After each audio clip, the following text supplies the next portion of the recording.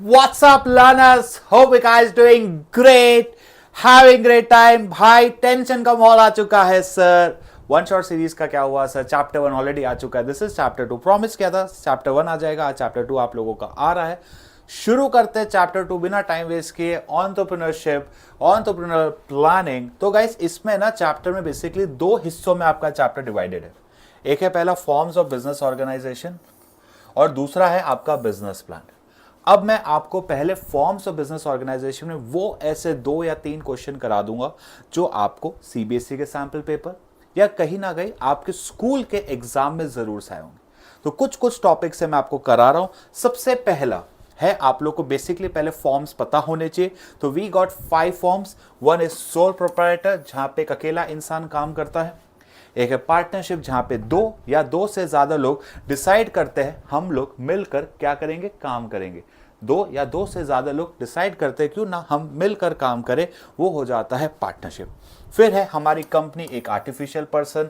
Joint Hindu एक family business जो carry on चल रहा है. एक है कोऑपरेटिव सोसाइटी. 10 या 10 से ज्यादा लोग मिलकर सोचते हैं खुद को कोऑपरेटिव सोसाइटी एक्ट में रजिस्टर करा के मिलकर एक दूसरे के भले के लिए हम बिजनेस करेंगे. अब सबसे पहले सोल प्रोप्राइटरशिप में जो आपको पता होना चाहिए एक है कंप्लीट कंट्रोल. अब कंप्लीट कंट्रोल क्यों होता है? बिकॉज सोल प्रोप्राइटर का मतलब है एक लौता इंसान ही आपकी बिजनेस की सारी एक्टिविटी कर रहा है तो उसका पूरे बिजनेस में कंट्रोल होगा. Second, individually finance. एक आप इसमें ऐड कर सकते हो फाइनेंस कि भाई जब एक बिजनेस का ओनर सिर्फ और सिर्फ एक लौता इंसान है तो भाई साहब जो भी बिजनेस का पैसा है, फंड है, वो ही इंसान लेकर आता है. सबसे important point is personal liability. इसको हम ये भी कह सकते हैं unlimited liability of the owner. कि जो भी ओनर बिजनेस में पैसा लगा रहा है उसकी लाइबिलिटी अनलिमिटेड क्यों है? Because according to law business और ओनर सेम है. तो बिजनेस के अगर बिजनेस के क्वेश्चन आता है कि बिजनेस के कुछ क्रेडिटर्स है और बिजनेस के पास उतने एसेट्स नहीं है तो जो भी ओनर्स की पर्सनल एसेट्स होंगे वो भी लाइबल हो जाएंगे. नेक्स्ट है इंडिपेंडेंट. मैंने आपको बता दिया गाइस आपका बिजनेस है, आप इस बिजनेस के मालिक हो. आप अपने बिजनेस को जैसे चाहो वैसे रन कर सकते हो. पूरा का पूरा प्रॉफिट हमारा.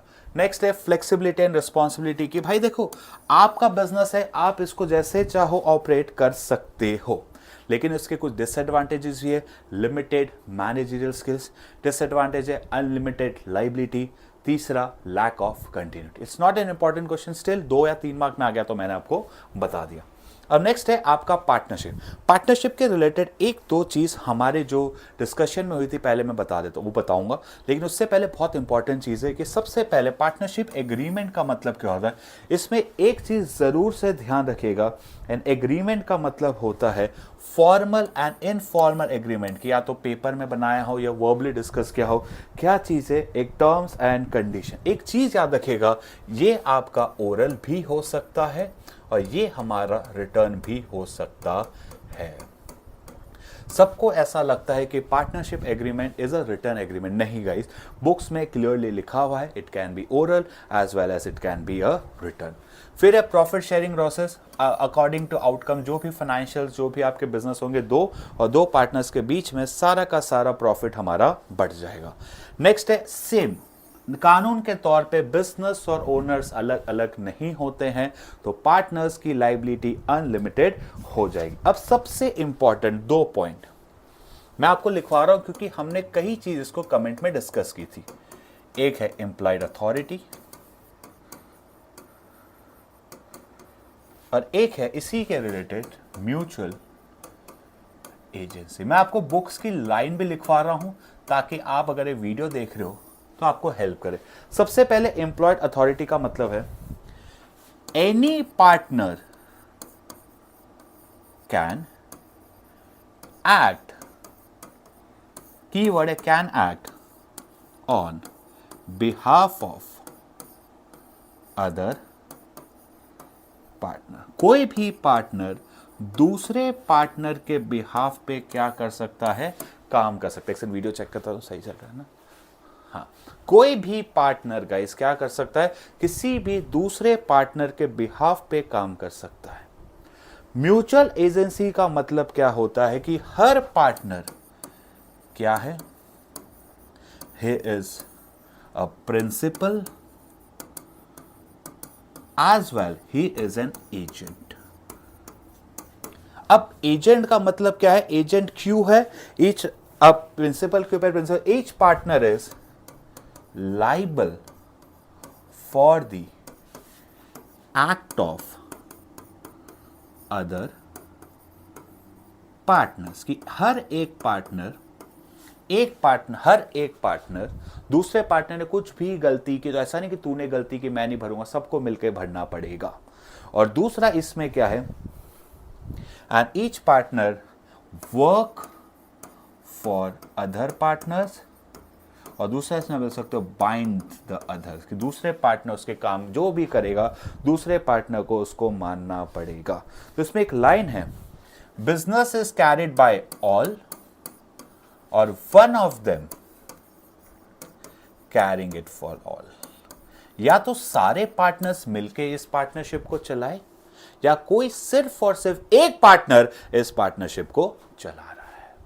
ये दो पॉइंट है जो आपको बहुत ज्यादा अप्रोच करते हैं। एक है पार्टनर्स की बिहाफ पे, एक पार्टनर के बिहाफ पे फैसले ले सकते हो, और इंप्लाइड में क्या है कि कोई भी पार्टनर कुछ करता है तो आपको ये सोच के करना है कि आप सारे पार्टनर्स के लिए कर रहे हो, और अगर किसी पार्टनर ने कुछ गलती की है तो वो गलती आप उसके लिए भी लाइबल हो जाओगे। इसलिए all the partners working together or one of them acting for all.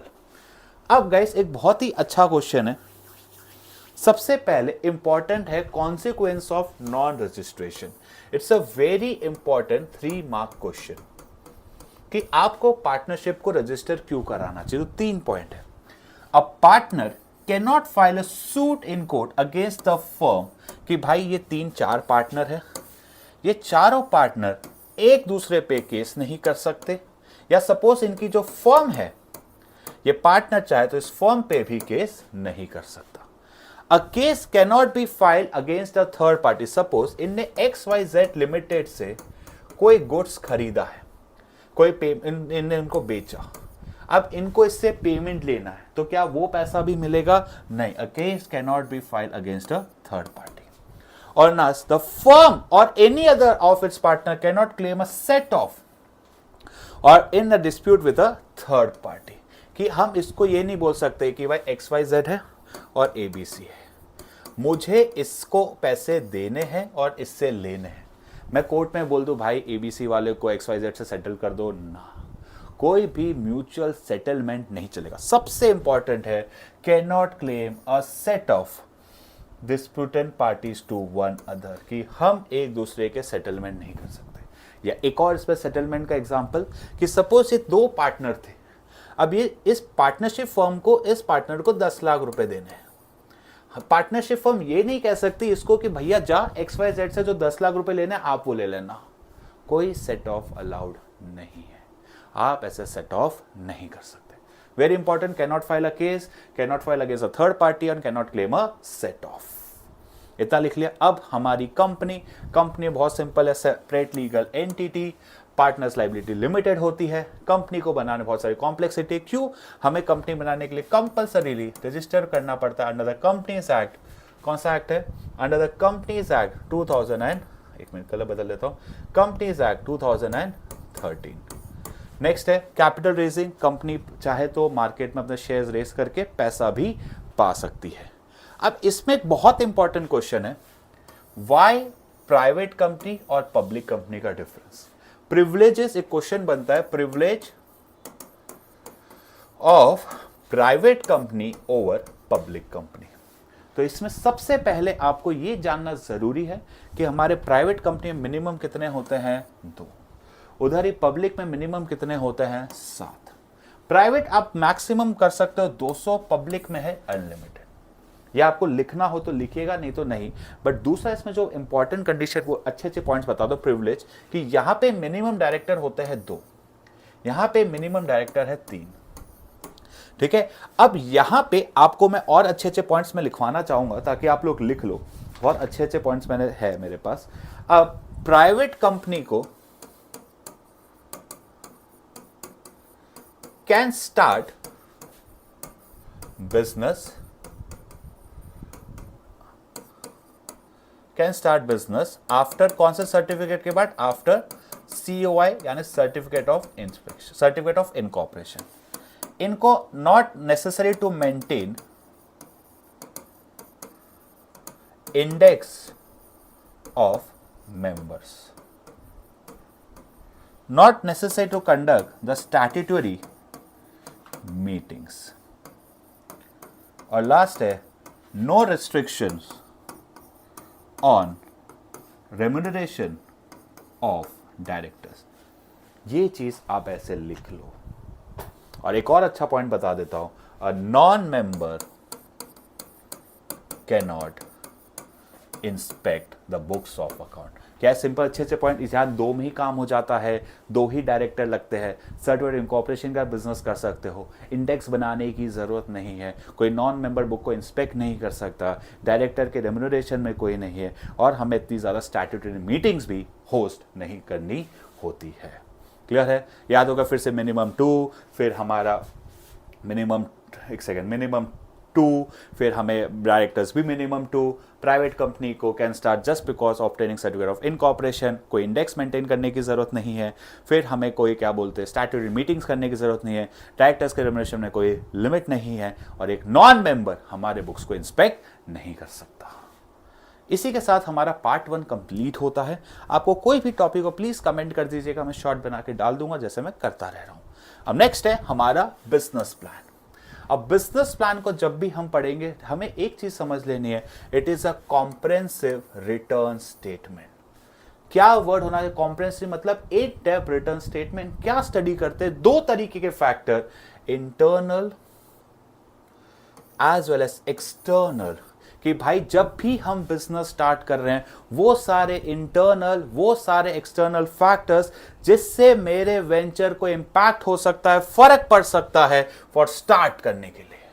क्या है? Comprehensive written statement prepare by for analysing the internal, क्या analysing the internal as well as the external factor for starting a new venture. इसे हम बोलते हैं business plan. अब business plan में सबसे इंपॉर्टेंट है keyword, that is it's a roadmap.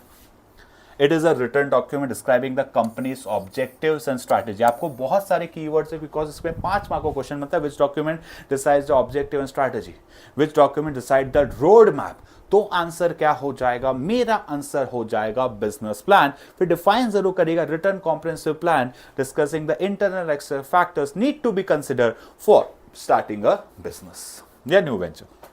अब ये जो हमारे बिजनेस प्लान होते हैं बहुत ही इंपॉर्टेंट होते हैं. ये हमारे अलग अलग तरीके के होते हैं. सबसे पहला एक होता है एलिवेटर पिच, जो आप देखते हो सिर्फ इसमें कीवर्ड याद दिखेगा 3 मिनट समरी, और इसमें आप एक वर्ड लिख सकते हो. ये जो बिजनेस प्लान है वो एक तरीके का टीजर होता है.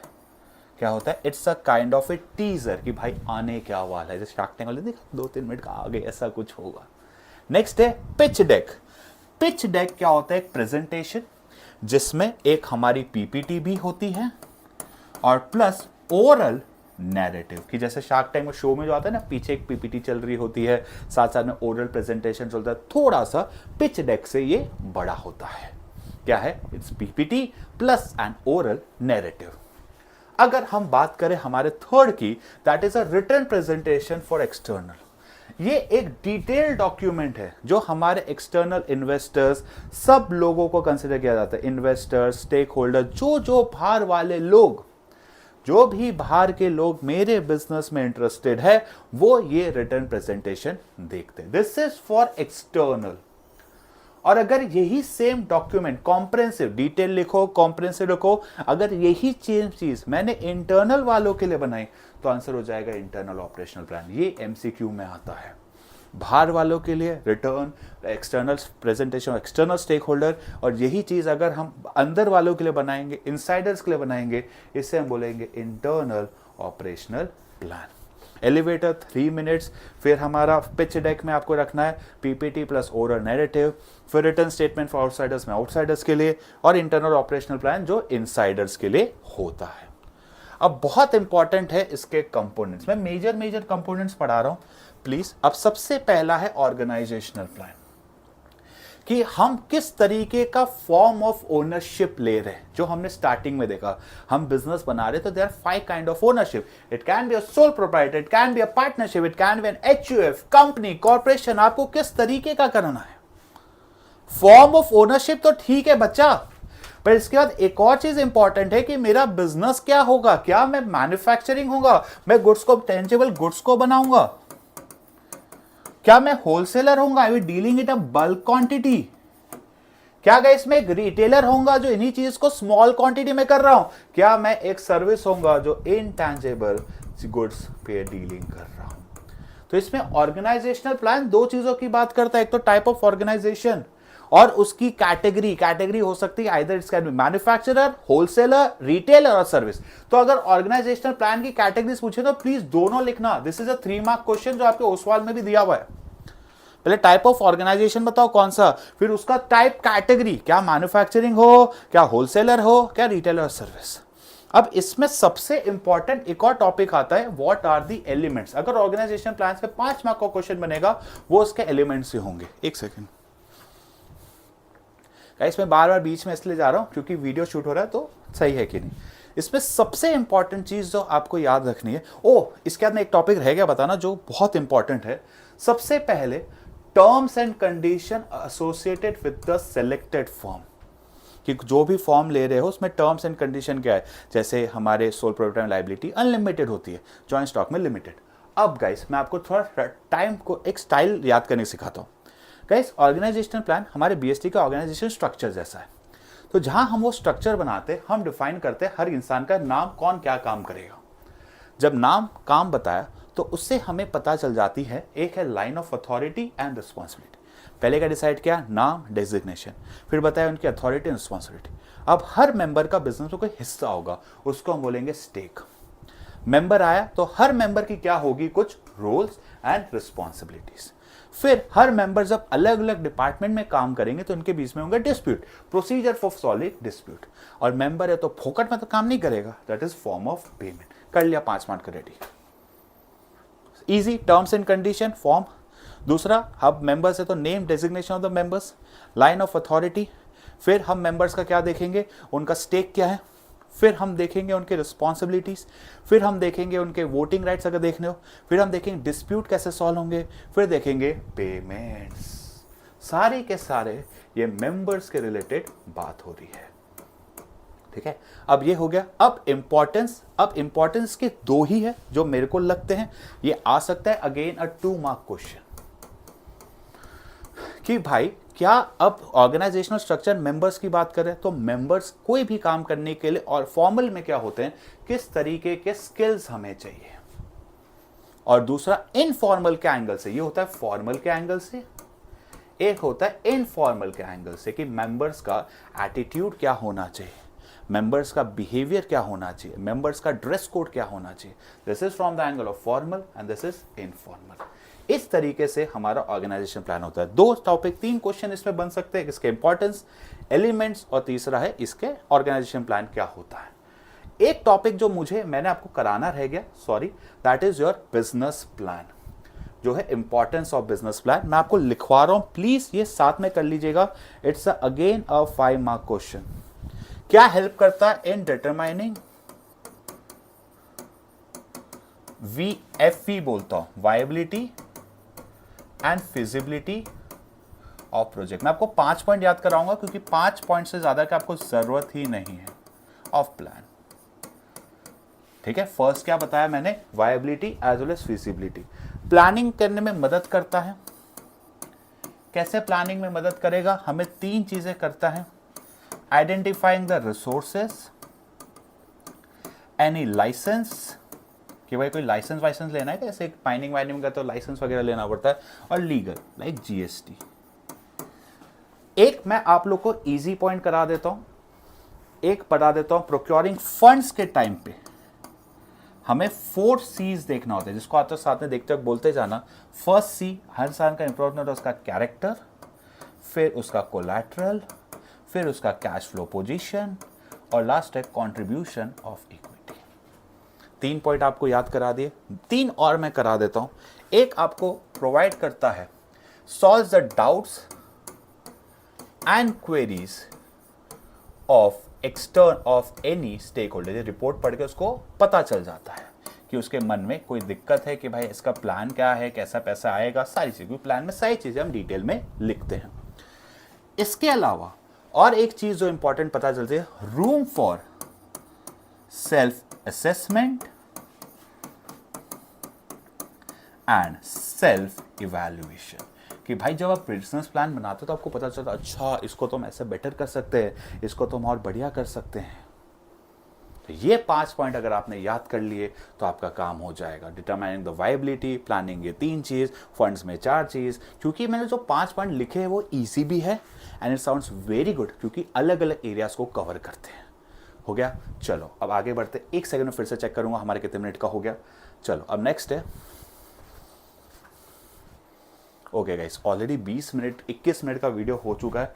मैं थोड़ा सा मैं अच्छे से पढ़ा रहा हूँ। द रीज़न इसकी यार, अब बच्चा पढ़ रहा है, आपको फास्ट करना है तो 2x स्पीड में कर लेना, आराम से करना है तो 1 घंटे में कर लेना। 1 घंटा तो ये चैप्टर डिजर्व करता है, this is the biggest chapter.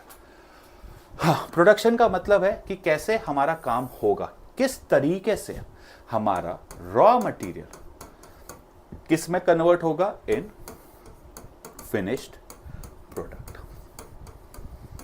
अब इसमें हमारे 3 तरीके के प्लान होते हैं, no manufacturing, partial manufacturing and complete manufacturing. कितने तरीके के हैं? 3, नो, पार्शियल एंड कंप्लीट।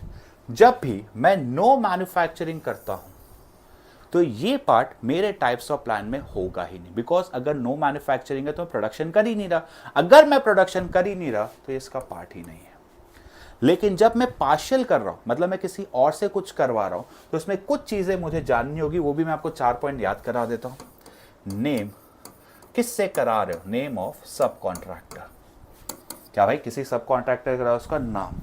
भाई इसी को क्यों चुना, उसका रीजन। अब इसको चुना है तो कितना टाइम और एक कॉस्ट लेता है, और एनी प्रीवियस प्रोजेक्ट या previous work done with him. ठीक है, मैं एग्जैक्ट आपको बुक्स के पॉइंट याद कर, नेम ऑफ सब कॉन्ट्रैक्टर, इसी को क्यों चुना, reason for selecting, time and cost कितना लेगा, एंड प्रोविजन फॉर वर्क। ठीक है, अब लास्ट इसमें एक और है, कंप्लीट मैन्युफैक्चरिंग, की आप ही सारी चीजें करोगे। जब आप बिजनेस सारा करते हो तो सबसे पहले आपको एक जगह चाहिए, उसको मैं एकदम लिंक से पढ़ा रहा हूँ गाइस, प्लांट लेआउट। अब इस लेआउट में हम लेकर आएंगे हमारी प्लांट एंड मशीनरी। अब उस प्लांट एंड मशीनरी पे चलाने के लिए हमें चाहिए रॉ मटेरियल, चाहिए कि नहीं, कि कितना हमारा रॉ मटेरियल लगेगा। We need to find the raw material. अब इस रॉ मटेरियल के इन सब के चक्कर में हमारा पता चल जाएगा द कॉस्ट ऑफ मैन्युफैक्चरिंग। करा दिया आपको 4 पॉइंट याद। प्लांट लेआउट पे मशीन लाओगे, मशीन पे चलाने के लिए रॉ मटेरियल, और रॉ मटेरियल के लिए हमें टोटल मिल जाएगा कॉस्ट ऑफ मैन्युफैक्चरिंग। एग्जैक्ट पहले यही 4 पॉइंट है। ठीक है, अब नेक्स्ट है, क्या ऑब्जेक्टिव्स भी कर है आपके नोट्स में, देख लेता हूँ मैंने डाले क्या। एक सेकेंड गाइस। हाँ, अब ऑब्जेक्टिव बहुत सिंपल है, plan your work, what need to be manufacturing and streamlining productional process for efficiency।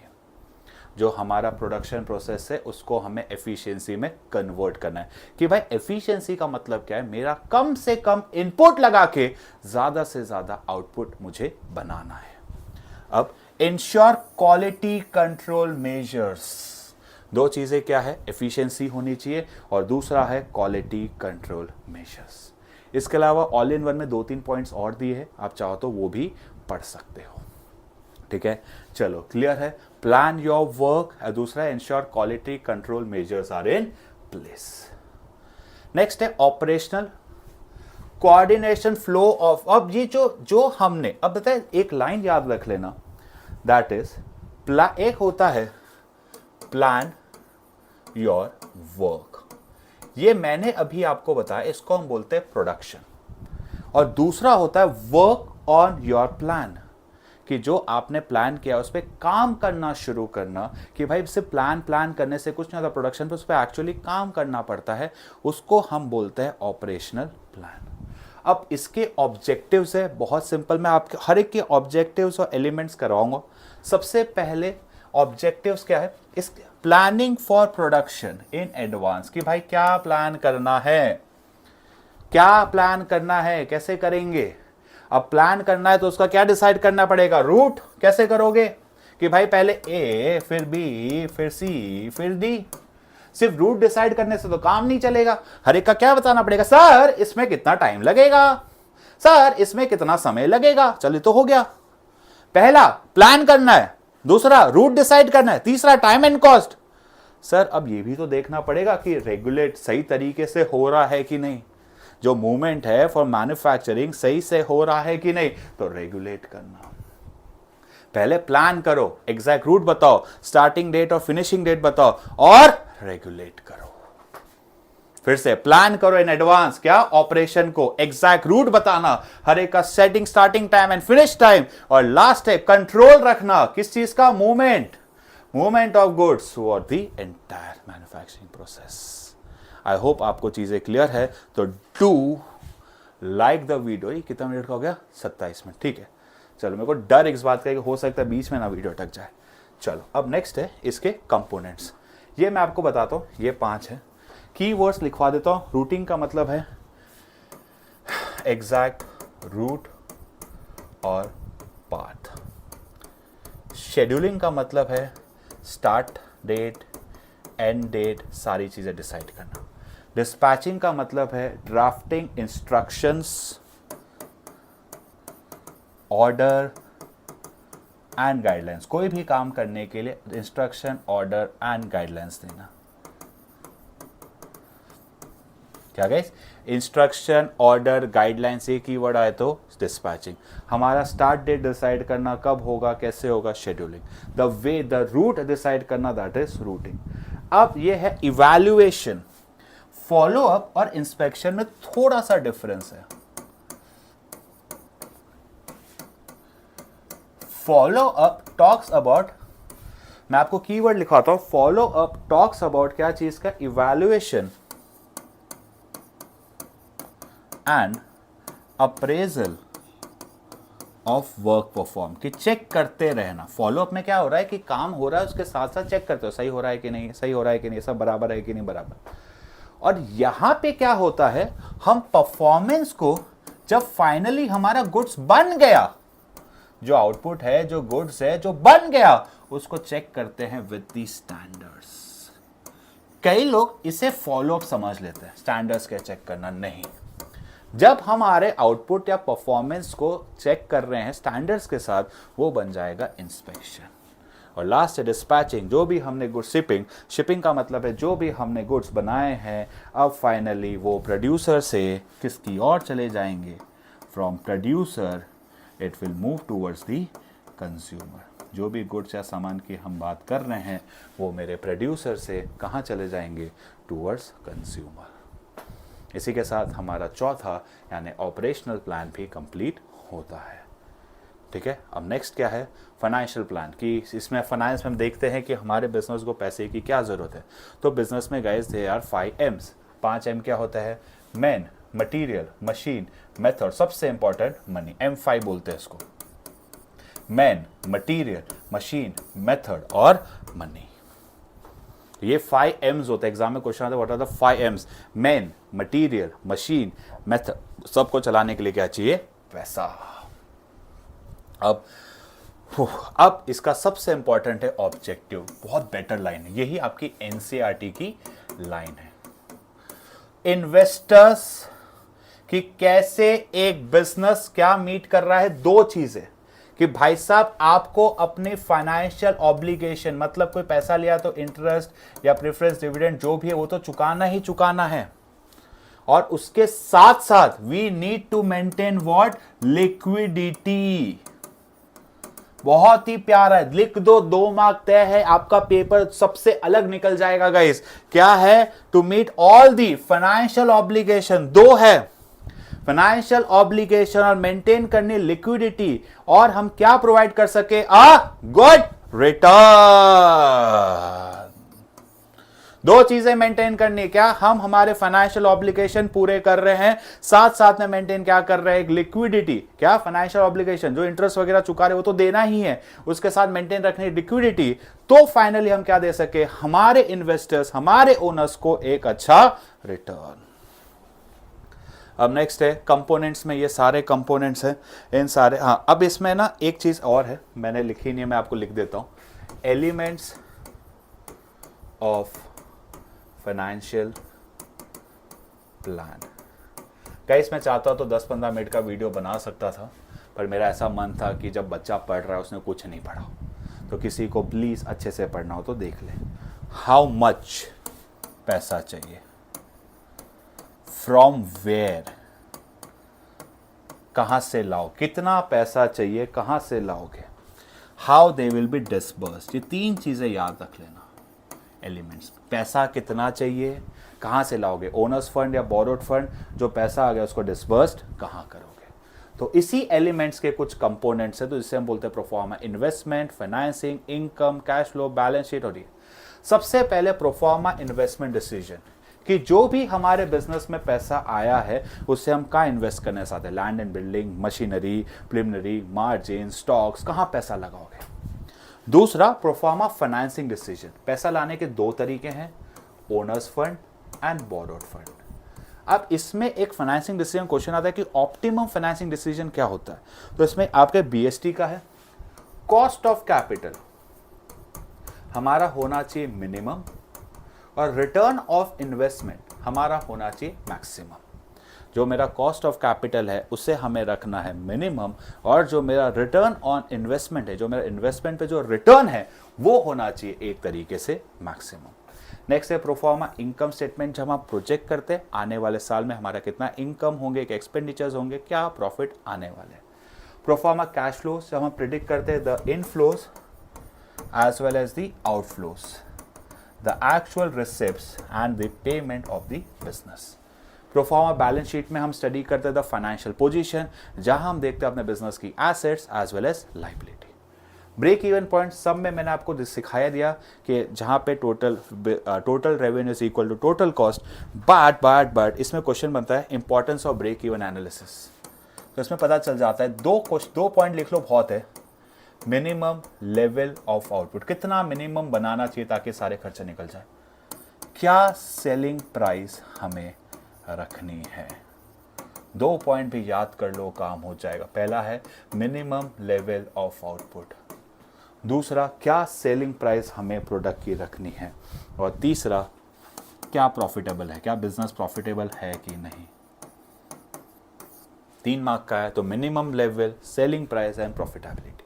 ऐसे छोटे छोटे क्वेश्चन है जो ईपी के पेपर को टफ बना सकते हैं। ब्रेक इवन एनालिसिस कौन पढ़े, सबको पता है ब्रेक इवन, पर ये नहीं पता होगा मिनिमम लेवल आउटपुट कितना रखना है, क्या सेलिंग प्राइस रखना है, उससे हमारी प्रॉफिटेबिलिटी पे क्या इंपैक्ट आएगा। ऐसे ही लास्ट है इकोनॉमिक, इसमें भी 3 पॉइंट मैं आपको याद करा देता हूं कि हमें सोशल इकोनॉमिक की, भाई हम बिजनेस कर रहे हैं तो हमारा फर्ज है कि सोसाइटी के रिसोर्सेज को ढंग से यूज करो। तो कोई भी सोशल रिस्पॉन्सिबिलिटी बीएसटी वाला, employment generation, export promotion and import substitution, क्या है, एम्प्लॉयड जनरेट करोगे कैसे, एक्सपोर्ट को बढ़ा के, इंपोर्ट को घटा के, एम्प्लॉयड जनरेट करोगे कैसे, एक्सपोर्ट को बढ़ा के, इंपोर्ट को घटा के, and use of natural resources. मैं आपको सारे पॉइंट नहीं कराते वन शॉट में, वो सारे इंपॉर्टेंट पॉइंट्स लिखवा रहा हूं जिससे आपकी एग्जाम में ना बहुत अच्छे मार्क्स आ जाए। और एज अ स्टूडेंट हमें स्मार्ट, मतलब सिर्फ हमें मेहनत तो करनी है, but we need to even work smartly. अब लास्ट एक इंपॉर्टेंट प्लान है marketing plan. Explain the marketing condition, क्या क्या चीजें के लिए करेंगे। इसमें 3 फैसलों पे हमें सबसे ज्यादा डिसाइड करना होता है, हम कहाँ थे। क्या गाइस, पहला सवाल क्या है, हम कहाँ थे, हम कहाँ जाना चाहते हैं और कैसे जाएंगे। इसमें एक ही सवाल बार बार आता है, वो है एलिमेंट्स। ठीक है, नहीं एलिमेंट्स नहीं, सॉरी, एलिमेंट्स तो ठीक है, आप मार्केट एनालिसिस करो, कॉम्पिटिटिव एनालिसिस करो, स्ट्रैटेजी, ये इंपॉर्टेंट नहीं है, आप बस फोटो ले लीजिए, पढ़ लीजिएगा, ये इतना इंपॉर्टेंट नहीं है। एलिमेंट्स आप चाहो तो स्किप कर सकते हो, उसके एग्जाम में इतनी बार नहीं आए, लेकिन जो एग्जाम में आते हैं वो है इसके components. Steps in creating a market plan, it's a very important. सबसे पहले हमें एनालाइज करना पड़ता है कि अभी हमारा सिचुएशन क्या है, अभी तक एंटरप्रेन्योर ने क्या किया है, ये हमारा प्रोडक्ट क्या सॉल्व करेगा, मार्केट में क्या प्रोडक्ट चल रहा है, सारी चीजें। फिर उस बेसिस पे हम करते हैं हमारे टारगेट मार्केट। अब जब हम टारगेट मार्केट कर रहे हैं, वो दो बेसिस पे हम बांट सकते हैं। एक होता है कंज्यूमर की कैरेक्टरिस्टिक और एक होता है बाइंग सिचुएशन। कंज्यूमर कैसे, मेल फीमेल है, बाइंग सिचुएशन लोगों की कमाई लेवल क्या है, कैसा है माहौल, कैसा है, क्या अभी ये चलेगा वो चलेगा, सारी चीज़ें। फिर उस बेसिस पे हम करते हैं स्वॉट analysis, strength, weakness, opportunity, threats. फिर हम हमारे बिजनेस का जैसे प्लानिंग में करते हैं, गोल बनाते हैं, और गोल हमेशा कैसा होना चाहिए, क्वांटिफाइबल, जिसको हम नंबर्स में इजीली सेट कर सकें। फिर हम अपनी बनाते हैं मार्केटिंग स्ट्रैटेजी, जो थर्ड चैप्टर में पढ़ेंगे, the 4 P's, product, price, place and promotion. और जो प्लान हमने बना लिया है हम उसको इम्प्लीमेंट करेंगे और चेक करेंगे कि सही से जा रहा है कि नहीं। Again 5 business situation, current situation, entrepreneur product के बारे में। आइडेंटिफाइंग द टारगेट मार्केट 2 तरीके से हो सकता है। एक होता है कंज्यूमर कैरेक्टरिस्टिक्स, एक होता है बाइंग सिचुएशन। एक है कंज्यूमर कैसे है और बाइंग सिचुएशन कैसे है। स्वॉट एनालिसिस में स्ट्रेंथ, वीकनेस, अपॉर्चुनिटी, थ्रेट्स। हम बिजनेस का सेट करेंगे, फिर गोल हम बनाएंगे, अपनी मार्केटिंग स्ट्रैटेजी जिसमें हम ध्यान रखेंगे प्रोडक्ट, प्राइस, प्लेस, प्रमोशन। और जो प्लान हमने बना लिया है अब हम उसको करेंगे इम्प्लीमेंट। लास्ट है ह्यूमन रिसोर्स मैनेजमेंट। ये कोर्स में इंपॉर्टेंट नहीं है, शायद तक सीबीएसई ने उसको दिया हुआ भी नहीं है, पर इसमें 3 चीज़ें आपको जानना ज़रूरी है। 3 ही सवाल है। पहले objective, right number of person होना चाहिए। फैसिलिटेट कि हमें जो पर्सन है उसका डेवलपमेंट करना है। और एड इन सक्सेशन प्लानिंग। अगर आपको नहीं आया, आप बीएसटी का स्टाफिंग का इंपॉर्टेंस लिख सकते हो। यही है सक्सेशन प्लानिंग, उनको ट्रेन करना, सही इंसान सही जगह काम कर रहा है। नहीं आया तो उसका इंपॉर्टेंस लिख देना, कोई दिक्कत नहीं है। अब इसमें 3 सवाल है। व्हाट काइंड ऑफ, क्या स्किल्स चाहिए, क्या एक्सपीरियंस चाहिए हमें लोगों का काम करने के लिए। हाउ मैनी पीपल, इसमें सवाल बन सकता है टोटल वर्क क्या है, कितना काम हमें करना है। उस एक इंसान एवरेज कितना काम कर लेगा। अब एवरेज काम करेगा तो फिर उसका लेगा एब्सेंटी, छुट्टी कितनी मारेगा। जब ज़्यादा छुट्टी लेंगे तो हम उसको निकाल देंगे। लेबर टर्नओवर, ठीक है, याद करें टेक्निक, कितने लोग चाहिए कितना काम करने के लिए। एक एवरेज इंसान कितना काम कर लेगा, जब काम करेगा तो मारेगा छुट्टी, छुट्टी ज़्यादा मारेगा तो निकालोगे लेबर टर्नओवर। और कैसे सेलेक्ट करोगे, तो 3 चीज़ें इसमें इंपॉर्टेंट है, that is recruitment, selection and training and development. कि जो इंसान को आप लेकर आए हो हमें उसको सही तरीके से लाना है। लाने के लिए 3 स्टेप्स होते हैं, that is recruitment, selection and training. इसी के साथ हमारा ये चैप्टर यहाँ पे ख़त्म होता है। आई होप आपको अच्छा लगा हो, तो चैनल को सब्सक्राइब, वीडियो को लाइक। ह्यूमन रिसोर्स में याद रखना 3 चीज़ें हैं, व्हाट किस तरीके का, कितने हाउ मैनी, और कैसे हम उसको लेकर आएंगे। आज के लिए इतना ही, चैप्टर 2 खत्म। ये रात को 11, साढ़े 11 या 12 बजे तक आएगा वीडियो। कल से हम स्टार्ट करेंगे चैप्टर 3 एंड चैप्टर 4। आज के लिए इतना ही, टाटा, सी यू गाइस, गुड नाइट। अब मैं भी घर चलता हूँ, बाय गाइस।